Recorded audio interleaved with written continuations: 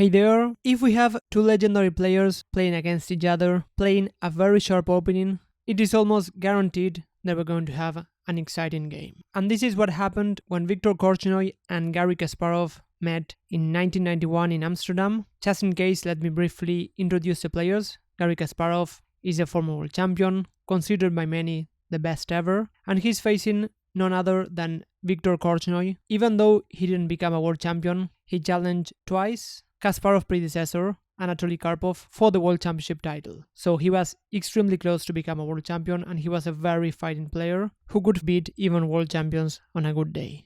So without further ado, let's get started with the game. Korchnoi started with knight to f3, and after knight to f6, c4, g6, knight to c3, bishop to g7. Here white played the move e4. This is a move order that aims to avoid an early d5 by black, avoiding a Grunfeld defense. And after d6 and d4, we get a King's Indian defense. And in this opening, black allows white to gain space on the center, but the main idea is to counterattack the center with the move e5.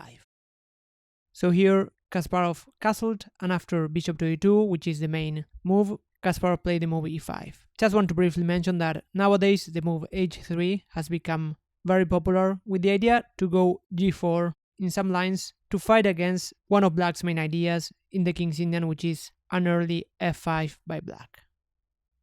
But at the time the move bishop to e2 was more popular, it is still a very popular move in the position, and here Kasparov played the move e5, counterattacking on the center, and here Korchnoi castled short. Just want to briefly mention, for those of you who are not aware with this line, that here taking on e5, even though it is possible, it doesn't win the e5 pawn for white, for example after trading queens.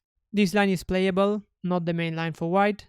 For example, here bishop to g5 is a move, but I just want to mention that here taking on e5 doesn't win a pawn because here black has this counter move, knight takes e4, capturing on e4, attacking on c3, and also creating a discovered attack against the knight on e5. So here black simply gets the pawn back, for example after knight takes e4 and bishop takes e5. The position is just roughly equal. So after e5, castling short is a bit more ambitious, and here Kasparov played the move knight to c6, putting pressure on the center, and after d5 and knight to e7, we get one of the main lines in the King's Indian defense, and here Korchnoi played the move knight to e1. Knight to d2 is another idea. In both cases, white is anticipating black's main idea in the position, which is to move the knight. It can go to d7, e8, or even to h5 in some lines, and then prepare the move f5, counterattacking on the center. So knight to e1 or knight to d2 are very common, but also the move b4 is actually quite common in this position, going for a quick c5 and trying to create some play on the queen side. So here Korchnoi played knight to e1, and now Kasparov played the move knight to d7, preparing f5, and after bishop to e3, f5, here white played the move f3, reinforcing the center, and after f4, we see an idea of the move bishop to e3, which is to play bishop to f2. So here the bishop is on the king side, protecting the king, but the bishop also eyes the queen side, so this bishop is quite well placed on f2. And here Kasparov played the move g5, so here in these King's Indian positions, we get very wild play. Black will try to gain space on the king side, and here in this position, Korchnoi played the move a4. I just want to mention that another common idea here is to go rook to c1, and then trying to get a quick c5. And here Kasparov played the move knight to g6, improving the knight, which was not doing a lot on e7. And here Korchnoi played the move knight to d3, which in a way it makes sense because it improves this knight, which is on e1. But I just want to mention that here the move a5 was probably more consistent, after playing the move a4 going a5 to gain more space on the queen side. In any case, Korchnoi played the move knight to d3, and after knight to f6, now played the move c5, and here Kasparov played the move h5, planning to go g4, opening lines on the king side, and here white played the move h3, trying to prevent this idea. And here Kasparov played the move rook to f7, and here, by the way, the move g4 was actually quite playable, and spoiler alert, this is a very typical pawn sacrifice in this position, just to open lines. The point is that after white takes on g4, pawn takes and pawn takes, even though white is a pawn up, these two pawns are actually not that strong, and more importantly, black managed to open lines on the king side. So here a common idea that we see later in the game is to go bishop to g6 and then bring the bishop to g5, for example after bishop to f3, bishop to g5, black might have ideas to transfer pieces to the h-file, for example, rook f7 and rook to h7. So in these positions in the King's Indian defense, the move g4 should always be considered, even if we sacrifice a pawn. But in any case, Kasparov didn't rush and went rook to f7. This is a multi-purpose move. On one hand, the rook is defending the 7th rank, and additionally, now black gets the f8 square for another piece. For example, the queen might come here, as we see later in the game, and then later on it might try to go to the h-file after moving the bishop on g7. So these are just very subtle maneuvers. If you have already played the King's Indian defense, maybe you are familiar with them. If not, they are just very subtle and strange looking moves if you see them for the first time. So here it is all about just trying to get the initiative, and here white went c6, which is an interesting try. So here taking on d6 was an alternative, and after pawn takes, I just want to mention that a typical idea is to go knight to b5, trying to create counterplay, but in these positions, normally white has the rook on c1, instead of playing a4. So in this particular position, black can already go g4, and here there's another tactical idea, which is that now the knight is not on c3, and after white captures on g4, now this pawn on e4 is hanging, so after knight takes, black has a great position after capturing this very important pawn on e4.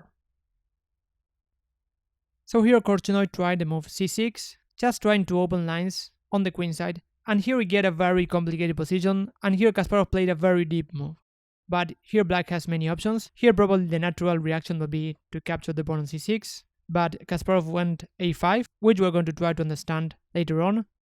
But the idea of taking on c6 looks possible, and here for example develop the bishop to e6, and here probably Kasparov was a bit afraid of the move knight to b4, with the idea to place a knight on d5. So this position at least looks easier to play for white.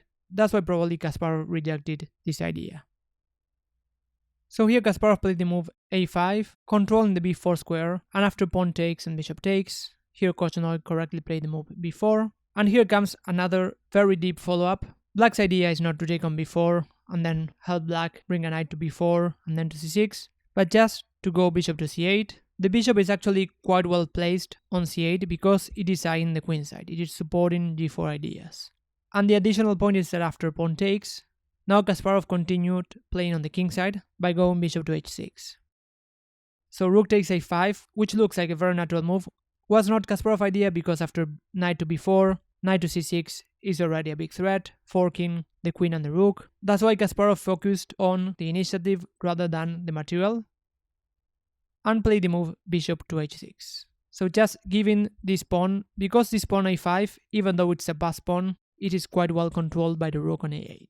And the idea of bishop to h6 is to allow some pieces to go to the h-file after going g4, opening lines for black pieces. So here Korchnoi played the move knight to b4, which makes sense, aiming for the weak c6 square, and after g4, knight to c6, queen to f8. So we get this very strange situation where this knight on c6, even though it is on black's camp, it doesn't seem to have a follow-up. So it looks very nice there, but currently it is not attacking anything. So since white doesn't have any follow-up on the queen side, now black captured on g4. Here black has ideas to take on h3 or even go g3 in some lines. That's why taking this pawn on g4 makes a lot of sense. And after pawn takes and pawn takes, taking with the bishop wouldn't change things, because after bishop takes, black can capture with the knight and then continue with the same idea of bishop to g5. So here Korchnoi play pawn takes g4, and after bishop to g5, now we see black's idea, which is just to bring pieces to the open h-file, and after bishop to f3, queen to h6, we get this position that amazingly is already quite bad for white. Even though white is 2 pawns up, black is the one creating threats in this position. Here rook to h7 and queen to h1 mate is a big threat. That's why here Korchnoi tried rook to e1, getting ready to evacuate with the king. And here Kasparov played another very deep move, which is knight to h4. So instead of going rook to h7, now Kasparov adapted his plan according to the position. And the idea is that after king to h1, trying to escape with the king, black has this very nice piece sacrifice after knight takes. Here white has to take with the pawn, because after queen takes, bishop takes is just crushing for black. And after pawn takes, it seems that white has a very solid position, ready to escape.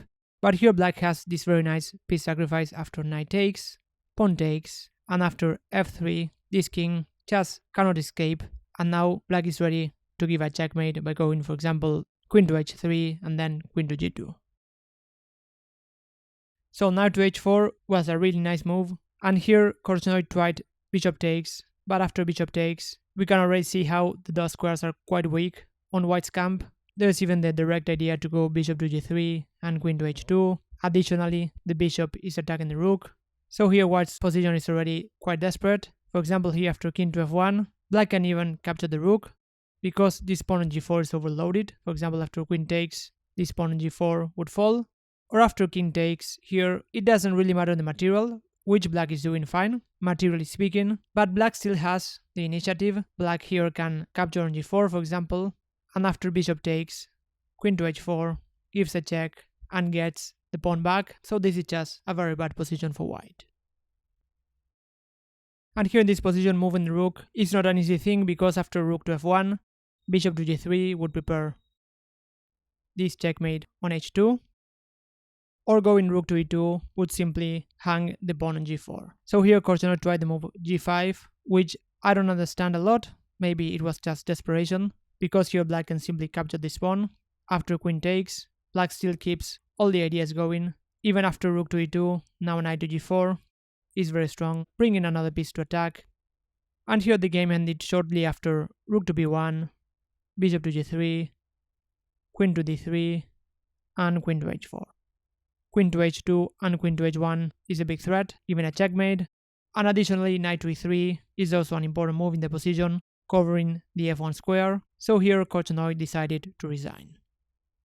So I hope that you enjoyed the video. If you did, please give it a like and subscribe to the channel. This will help my channel a lot. In any case, thanks a lot for watching, and I'll see you in the next video.